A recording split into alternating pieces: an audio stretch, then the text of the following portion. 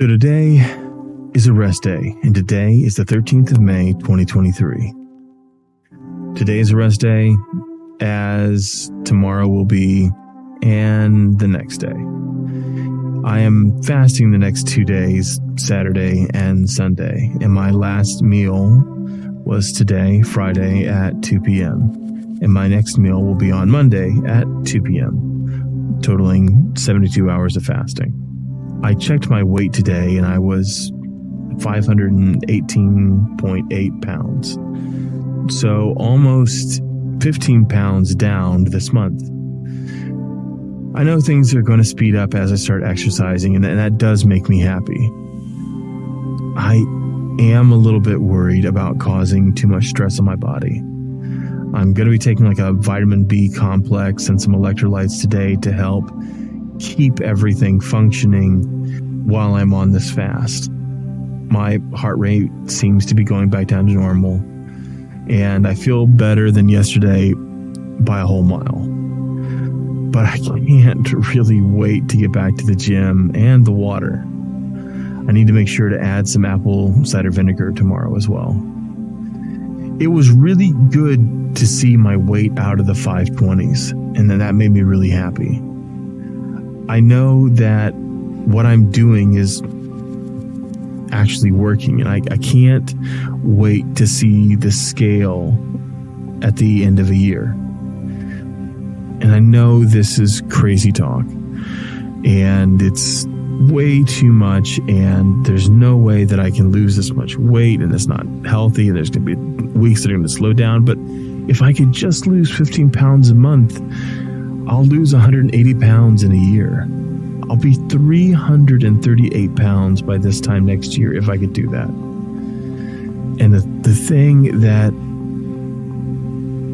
I can picture in my head is the next time that I go to Finland, I can go with my head held high. I can feel amazing. When you are a large person, flying is one of the hardest things you can do. Number one, if you are tall like myself, it is already incredibly difficult. It doesn't matter how thin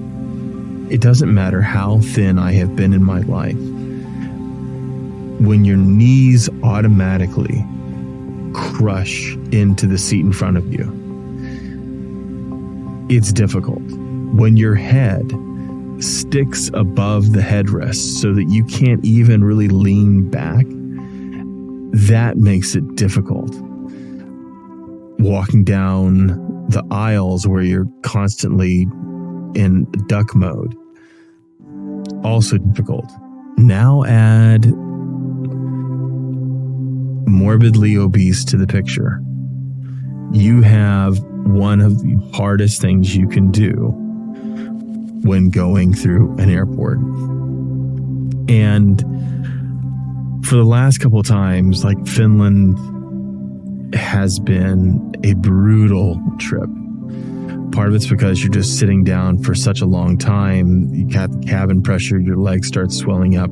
Then you need to get out and sometimes change airports, whether it's in London or in New York. Maybe you're changing terminals, and you might be walking, 1, 2, 3 kilometers right out of the plane. And I have to tell you, like, the pounding and reverberations that go on in your head when you're coming off of a plane, and all the blood's in your legs, and you don't really feel like you can move, and you feel like you're probably too young to ask them to drive you around. And I always feel like so embarrassed, even though I know I probably should at some point have been like, I need a wheelchair. That's so embarrassing. So I would try to like power my way through it. The other thing is that what kills me with the seats now are my hips.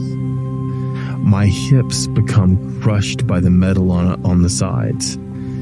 And for days afterwards, I would be almost disabled because I'd have these like huge bruises on my sides, like deep, dark bruises and kind of pools of blood where I was being crushed, and there wasn't really anything that I could do.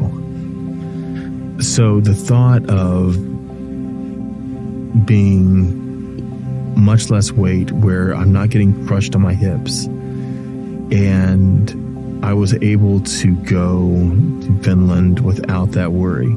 The thought of being able to go hiking in Norway with my wife and my brother-in-law, and not having to worry, and to be able to see my mother-in-law's face when she sees how much I've lost, that is the dream. And the idea of just 15 pounds a month, just a year. I know I can do it. I can see it. I think that I can.